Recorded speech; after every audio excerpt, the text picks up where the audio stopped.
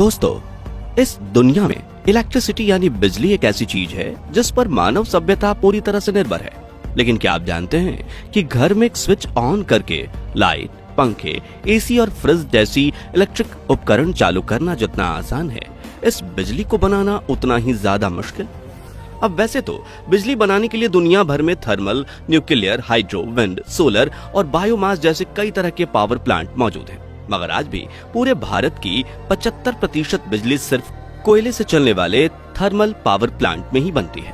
और आज की इस खास पेशकश में हम जानेंगे कि आखिर कोयले से बिजली कैसे बनती है और फिर उसे बड़ी बड़ी तारों के जरिए हमारे घर तक कैसे पहुंचाया जाता है। लेकिन उसके पहले नए दर्शक जल्दी से चैनल को सब्सक्राइब करके पास वाली घंटी जरूर बजा दीजिए। दोस्तों, बिजली बनाने के लिए जिस चीज का सबसे ज्यादा इस्तेमाल किया जाता है वो है कोयला। और भारत सरकार के कोयला मंत्रालय के मुताबिक देश में 75% बिजली का उत्पादन कोयले से चलने वाले पावर प्लांट से ही होता है। इन पावर प्लांट्स के लिए एक बड़ी जगह की जरूरत होती है जहां पानी की आपूर्ति के लिए एक रिजर्वायर भी बनाया जा सके। इसलिए भारत में ज्यादातर पावर प्लांट्स नदी के किनारे ही बने हुए हैं। ये प्लांट्स आमतौर पर 2 से 3 किलोमीटर के एरिया में फैले रहते हैं, जिनका आधे से ज्यादा हिस्सा कोयले ही घेर लेते हैं। लेकिन इस कोयले को इतना ज्यादा अहमियत क्यों दी जाती है, आइए विस्तार से समझते हैं। दोस्तों, 1000 मेगावाट का कोल प्लांट एक दिन में 9000 टन से भी ज्यादा कोयले का इस्तेमाल करता है। यानी कि अगर एक मालगाड़ी में 100 टन कोयले के 90 डब्बे हैं तो उस पूरी मालगाड़ी का इस्तेमाल एक ही दिन में हो जाएगा। यानी कि एक साल के लिए कोयले से भरी 365 ट्रेन की जरूरत होगी। वहीं बड़े पावर प्लांट के लिए इससे भी ज्यादा कोयले की जरूरत पड़ती है। अब बिजली बनाने के लिए बॉयलर से लेकर टरबाइन और जनरेटर तक कई बड़े बड़े उपकरणों को चलाने की जरूरत पड़ती है, जिन्हें चालू करने में ही कई घंटे लग जाते हैं। ऐसे में कोयले से चलने वाला पावर प्लांट 24 घंटे काम करता रहे तो ही सस्ते में बिजली बन सकती है। इसी वजह से प्लांट के बड़े हिस्से में सिर्फ कोयले का स्टोरेज बनाया जाता है ताकि कभी कोयले की कमी न आ सके। भारत में ज्यादातर पावर प्लांट में करीब 1.5 मिलियन टन कोयला एक साथ स्टोर करके रखा जाता है, जो प्लांट कैपेसिटी के मुताबिक 40 से 60 दिनों की बिजली उत्पादन के लिए जरूरी होता है। अब इस कोयले को यहाँ वहां नहीं तो फेंका जा सकता, इसलिए इन्हें स्टोर करने के लिए अलग से कोल यार्ड बनाया जाता है। जब मालगाड़ियां पावर प्लांट्स के बेशकीमती खजाने यानी कोयले को लेकर प्लांट में पहुंचती हैं तो एक एक करके सभी डब्बे को अलग किया जाता है और पानी के फव्वारों के नीचे से गुजारा जाता है, जिससे कोयला थोड़ा गीला हो जाता है ताकि जब आगे डिब्बों को पलटने की बारी आए तो डस्ट ना उड़े। इसे प्री वेटिंग प्रक्रिया के नाम से भी जाना जाता है। यहाँ बता दें कि डस्ट ना उड़े, इसी वजह से प्लांट में स्टोर हुए कोयले को रोजाना भिगोया जाता है। खैर, अब गीले कोयले वाले उन सभी डिब्बों को बारी बारी से एक निर्धारित जगह पर लाया जाता है, जहाँ एक मशीन उन्हें उठाकर पूरा ही पलट देती है, जिससे उन डब्बों का सारा कोयला कोल यार्ड में नीचे लगातार घूम रहे कन्वेयर बेल्ट पर गिरता रहता है, जो इन्हें आगे ले जाकर स्टोरेज में पटक देते हैं। रेलगाड़ियों के डब्बों को खाली करने वाली इस मशीन को वैगन टिपलर के नाम से जाना जाता है।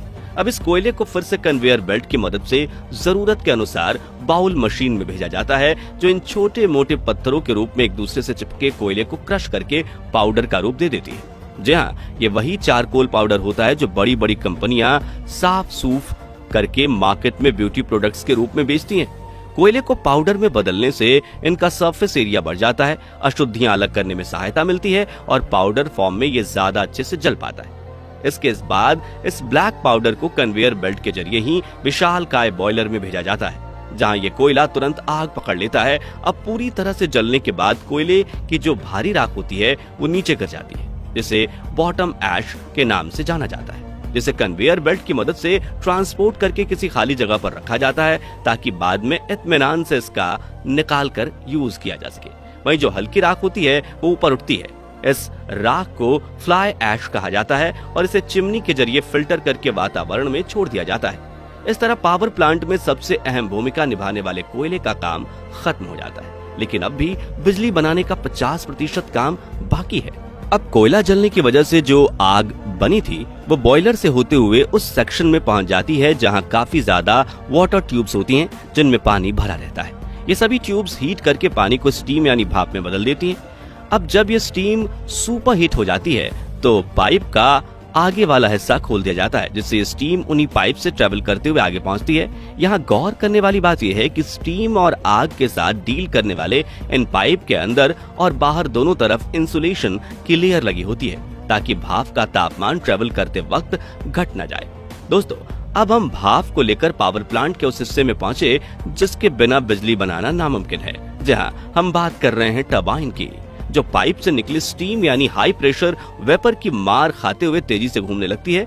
इस दौरान टरबाइन की ब्लेड भाप की ऊष्मा और दबाव को अपने ऊपर ले लेती है, जिससे धीरे धीरे स्टीम ठंडी होने लगती है। इसी वजह से स्टीम के कांटेक्ट में आने वाला टरबाइन का पहला भाग हाई प्रेशर टरबाइन के नाम से जाना जाता है, और जो हिस्सा सबसे आखिरी में स्टीम के कांटेक्ट में आता है उसे लो प्रेशर टरबाइन कहा जाता है। अब टरबाइन के घूमने की वजह से एक हाई मैकेनिकल एनर्जी जनरेट होती है, जिसे तुरंत एक बड़े जनरेटर में भेजा जाता है, और इसी मैकेनिकल पावर की वजह से उस जनरेटर की मैग्नेटिक फील्ड डिस्टर्ब हो जाती है और उनमें इलेक्ट्रिसिटी जनरेट होने लगती है। अब इस बिजली को स्टोर करना काफी मुश्किल होता है, इसलिए इसे स्टेप अप ट्रांसफार्मर की मदद से आगे के सब स्टेशंस में भेजा जाता है। अब यहाँ साधारण ट्रांसफार्मर की जगह स्टेप अप ट्रांसफार्मर का इस्तेमाल इसलिए किया जाता है क्योंकि ये बिजली का वोल्टेज बढ़ा देता है, ताकि ट्रेवल करने के दौरान ज्यादा पावर लॉस ना हो। ये ट्रांसफार्मर बिजली की जरूरत के हिसाब से 7200 से लेकर 3,45,000 वोल्ट की एक्स्ट्रा हाई वोल्टेज के साथ सप्लाई कर सकते हैं।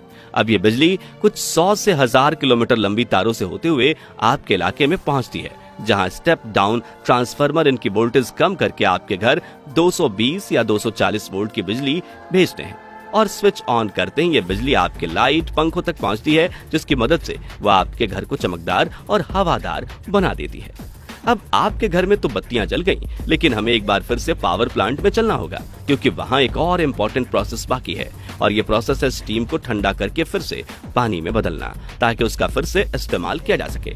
इसके लिए प्लांट की कैपेसिटी के मुताबिक 1 से लेकर 10 कूलिंग टावर हो सकते हैं। तो टरबाइन में अपना काम पूरा करके ये स्टीम पाइप से ट्रेवल करके इन बड़े बड़े कूलिंग टावर्स में पहुंचती है, जहां ये स्टीम ठंडी हवा के कांटेक्ट में आती है, जो इसे ठंडा करके पानी में बदलती है, और खुद इस हीट को लेकर टावर के ऊपरी सिरे से वातावरण में मिल जाती है। बता दें कि कूलिंग टावर से निकल रही गर्म हवा में कोई केमिकल या अशुद्धियां नहीं होती। इस तरह कोयले से बिजली बनने की प्रक्रिया खत्म होती है। हालांकि यह प्रोसेस सुनने में जितना आसान है, असल में उतना ही मुश्किल है, क्योंकि बॉयलर में जलती हुई आग से लेकर सुपर हीट स्टीम को संभालना काफी बड़ा चैलेंज है, और यहाँ एक छोटी सी गलती भी पूरे पावर प्लांट को तबाह कर सकती है। तो दोस्तों, आज के लिए बस इतना ही। अब आप कमेंट्स में बताइए कि आप हर महीने बिजली पर कितने पैसे खर्च करते हैं। वीडियो अच्छा लगा हो तो इसे लाइक और शेयर करें।